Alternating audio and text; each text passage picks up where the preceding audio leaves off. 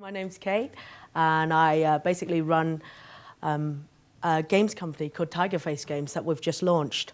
And we're basically an educational games company that makes educational apps that promote problem solving and collaboration for children between the ages of 5 to 11 on these things, on iPads, and mostly for the primary school sort of sector. So we're a really young company that recently launched. So recent that our first two games only came out on Thursday, and we got our first review yesterday. And believe me, it was abnormally enthusiastic about this. So we're a group of quite young, hungry, enthusiastic games designers and developers. We're really passionate about how we take our knowledge of how to make games exciting and engaging, but apply it in such a way that makes learning exciting and engaging. And so we're actually based up, well, we used to be based as of, until about 3 months ago, upstairs actually in this very building. So video games get this really bad reputation for encouraging or creating antisocial behavior. And we think that this, especially with the recent rise of iPads, this could be changed. And our first kind of reviewer, as of yesterday, kind of sums it up quite nicely why we potentially can do something different. He says, "It is easy to see Equator, which is our game, being played on trains by families, instead of kids being left with a first-person shooter and then asking themselves why little Jimmy doesn't include himself in school activities anymore." So I guess at this point I should really kind of tell you about our two new games, about the fact that they're on the App Store, they're $2.49, that they've been play tested by over 80 children in the last 6 months, and that every teacher we've shown them to think they're pretty awesome and cool, and they offer a potentially different learning experience than before. But when I was writing the talk and talking to various people about, some of which are in the audience, about the talk today, one of the things that they mentioned was, "Okay, Kate, that's kind of cool. I want to hear about your games and listen to them." But actually, some of the things that we're really interested in is iPads in schools. So we kind of heard a bit about them, but we haven't kind of, how do they get used? Like what do they do? So you have iPads, you have laptops. Can you kind of shed a bit of light about how they actually get used in schools at the moment? So we're going to jump off to a little tangent for the first part of the talk, where I just want to talk a little bit about how iPads are used in schools. So over the last 18 months in the build-up to releasing these two games, we've spoken to a wide variety of stakeholders. So teachers who actually use iPads in schools, public schools, private schools, schools inside cities, schools inside deprived areas, schools on the outskirts, IT administrators who also need to support them, support how to maintain these iPads, researchers who are looking at the actual scientific benefits of use of iPads, head teachers who commission them, apples as well, and also a variety of educational based organizations. So people like PBS Kids, the Grooney Center, who obviously are the research arm of the Sesame Street workshops. And so I thought it might be interesting for you guys to kind of, on hearing about iPads in schools, just hear about how they're being used. So some of the questions I was thinking that you might have could be, well, how are iPads being used in schools? And where do they fit in a classroom setting? What are the benefits of using iPads? What are the downsides of using iPads? And do we really need a little bit of technology inside the classroom? We have these interactive whiteboards already, right? How many iPads does a school typically buy? And what sort of research are there about iPad usage in schools, and what's scientifically proven? And most importantly, I think, which is what I'll lead to towards the end of my presentation is about what we do is, can the iPad provide something different to computers, laptops, and all the technologies we've had before? So I'll put a big disclaimer on first, in that, what I'm going to try to do is provide quite an accurate picture of what's being done right now in schools. So I don't have all the answers. If you disagree with me, then feel free. That's my email address. If you have any questions, then fire them on. And because I think one thing that I do want at the end of today would be just, if you have interest in this area, to open a discussion and dialogue about how these kind of new technologies are being used in schools. So let's go on to question one, which is, how are iPads being used in schools, and where do they fit in a classroom setting? Well, what we see is inside schools, they get split into like 3 different types. So there's lower primary, which is essentially P1 to 3, middle school, which is P4 upwards until they start doing standard grades, and then what I say upper high school here, which is S3, 4 and onwards. In the lower primary, the purpose of iPads generally tend to be used to practice basic literacy and numeracy skills. So very basic games, and they're used as a reinforcement of concepts. Sometimes they're used as time fillers, i.e., when Harry or Jane finishes a bit earlier than everyone else in the class, they have a shot on the iPad. They're great at that age group because despite the fact that there are laptops around, I don't know whether you've seen any 6-year-old carry one of these MacBook Pros. They just, normally with big headphones as well, because so that they can, be plugged in. But I've seen a whole load of them just carrying them, and whereas it makes such a difference to have something like this, a much more lightweight device that they could take around and use. So, and in general, they're used as shared devices, i.e. shared between a number of children in the same class, or shared across classes. In the middle school, what we see is they generally tend to be used as ways to create multimedia presentations on the iPad. So some of the schools that we've been to, typically, they'll, one example would be, one example is Cedars. When I went over to Greenock, their kind of lessons around geography was the children were told, okay, we want to learn about the water cycle.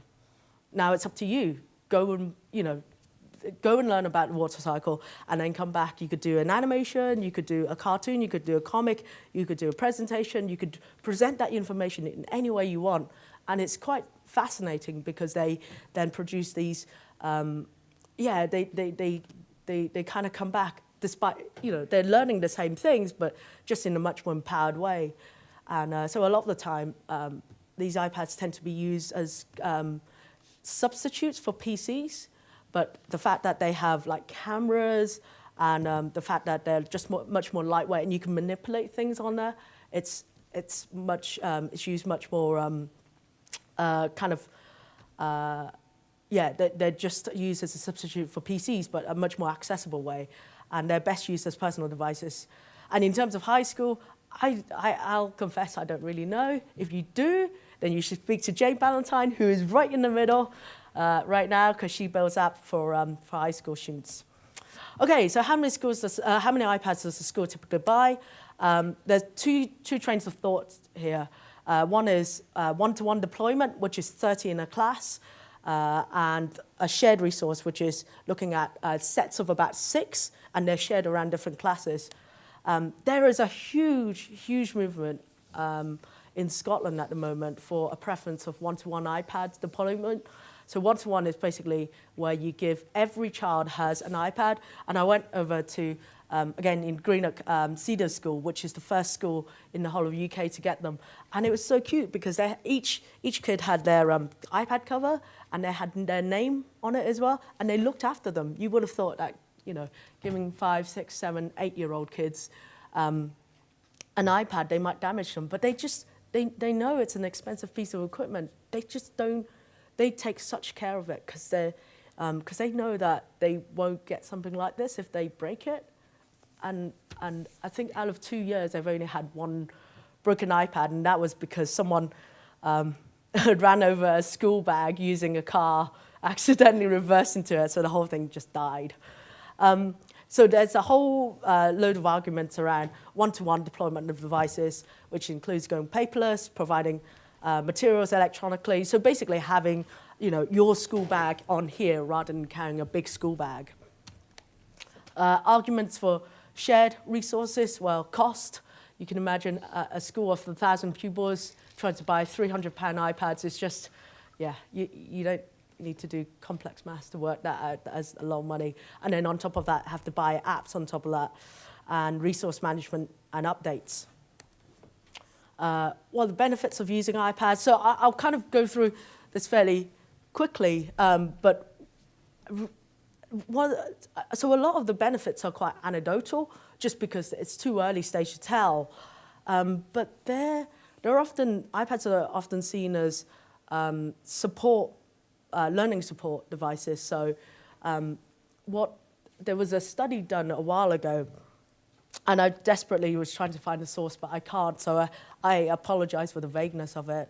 But they basically tested children with pen and paper that have learnt on pen and paper, and they've tested children that have used iPads. And what they saw was that the best performing children, the more able children, the increases in performances were quite minimal. But actually, the increases in performances for the less able children were huge. And so one of the schools we went into, Brunstein, said that, for instance, 2 of their P5 pupils just really didn't read and really hated, had this fear of books. And those were their words, not ours. And the iPads have been used to engage them into reading. And of course, there's a great discussion in Scotland anyway about how to best support the new curriculum for excellence. And again, the use of more collaborative, group-based learning style that these accessible devices can offer are one way to go. So I'll quickly whiz through what the downsides of having an iPad. Staff training, just like any technology, you need to, there's a lot of staff time involved in investment in resources. This was a really interesting example of, there was, again, in school in Sheens that we went to visit, one of the parents came in and said to the teacher, all right, just go with what I'm doing here, but just, there's a reason for this. And she basically, because the school allowed the kids to take iPads home, basically she came in and went, right, and said to the kid, you're not allowed to play with the iPad, and took it off him, gave it to the teacher. And it was just a way of, the parent just found it really unmanageable, found her son really unmanageable because that he would get really excited about the iPad, and there was kind of some behavioral issues at home as a result of being able to have an iPad at home, which, it's something that we haven't really thought about before. Hygiene considerations, so especially with touch surfaces, management and update, and this last one point, which is that with preschool apps, there's a huge amount of preschool apps at the moment, and I think that's where most of the money is being made. And I think, personally speaking, there's quite a concern that we're going to be having quite a lot of children who, the ones that have access to iPads and the ones that have access to preschooler apps, that they'll kind of come into the school system much better, much higher than the ones that don't. And so what, the thought, if you lead it logically, is that, you're going to have a lot of, have quite a big achievement gap, especially in the first couple of years in schools. Okay, so I'm going to not kind of go through all of the other questions, because if you are interested, then come and talk to me afterwards. So I'll show you what we're doing with our games. So our main question is, over the course of trying to speak to all these stakeholders and to understand what the nature of the market is is that can we build something on the iPad that is different that provides a different learning experience to all the technologies that we've had before? And so we've got 2 games that we've come out.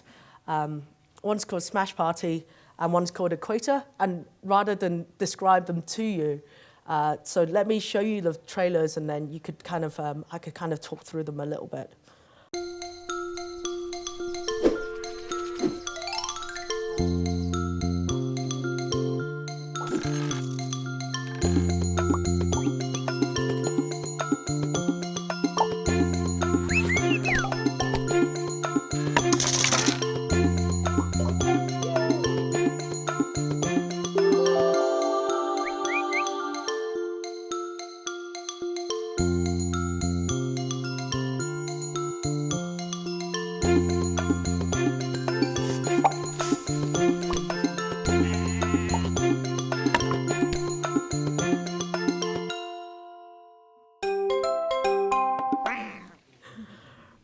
And I'll quickly show you Smash Party as well, which we don't encourage any smashing of the iPads.